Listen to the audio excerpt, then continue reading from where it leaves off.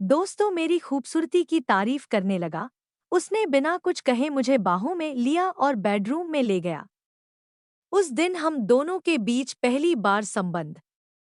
इसके बाद हमारे बीच कई बार संबंध बन चुके हैं। भले ही ये रिश्ता गलत हो, लेकिन मुझे मेरे किए पर कोई पछतावा नहीं है। मायने ये रखता है कि आप इस आकर्षण की ओर प्रतिक्रिया क्या देते हैं। इस चीज को लेकर बिना वजह के विचार और भावनाएं मन में लाकर खुद को परेशान नहीं करना चाहिए। मैं क्या करती? उनसे मेरा दुख देखा नहीं गया तो उन्होंने मेरी मांग में सिंदूर भर दिया। सारंगी का यह संवाद सुनकर हतप्रभ सौम्या उसका मुंह ताकती रह गई। महीने भर पहले विधवा हुई सारंगी उसकी सहपाठिन थी। सारंगी के पति की असामयिक मृत्यु एक रेल दुर्घटना में हुई थी। सौम्या तो बड़ी मुश्किल से सारंगी का सामना करने का साहस जुटाती दुखी मन से उसके प्रति संवेदना और सहानुभूति व्यक्त करने आई थी। उलझन में थी कि कैसे उसका सामना करेगी और सांत्वना देगी। सारंगी की उम्र है ही कितनी और ऊपर से 3 अवयस्क बच्चों का दायित्व, लेकिन सारंगी को देखकर वह भौचक्की रह गई थी।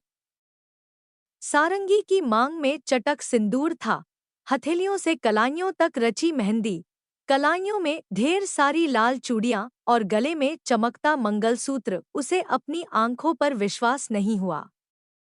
विश्वास होता भी कैसे?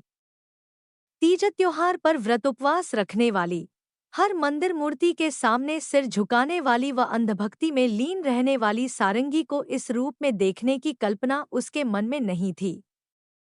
वह तो सोचती आई थी कि सारंगी सूनी मांग लिए निपट उदास मिलेगी।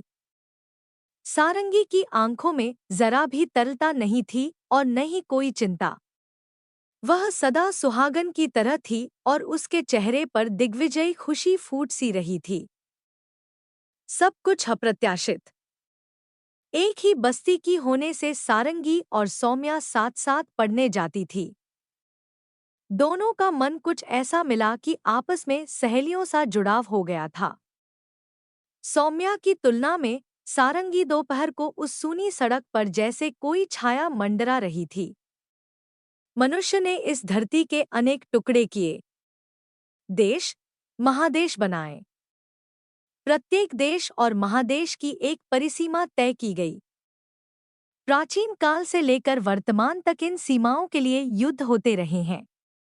लेकिन कोरोना बिना अनुमति सीमाओं को तोड़ता हुआ अपना साम्राज्य फैलाया गया। बिना किसी पासपोर्ट, बिना कोई वीजा, आज वह विश्व के लगभग हर शहर में मातम बांटता घूम रहा है। उसके भय से सभी अपने अपने घरों में बंदी थे, जीवित रहने की यह महत्वपूर्ण शर्त जो थी। भारत के अन्य शहरों की तरह पंजाब के फिरोजपुर शहर में भी लॉकडाउन था। लीना विवाहिता थी, एक बच्चे की मां। उसका पति अमरीश सिंह रेलवे में काम करता है।